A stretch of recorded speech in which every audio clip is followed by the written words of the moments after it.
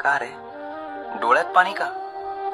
फक्त यासाठी रडतोयस ना की तुला माझ्याकडे अक्कलकोटला येता येत नाहीये. इतर लोक जातात आणि तुला मात्र परिस्थितीनं बांधून ठेवलंय याचं वाईट वाटतंय ना.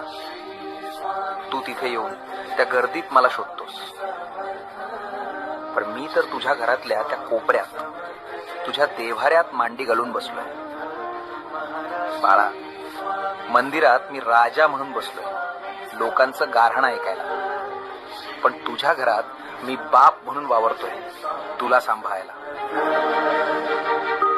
मग राजाच्या दरबारात जाणं महत्वाचं की बापाच्या मांडीवर बसणं महत्वाचं?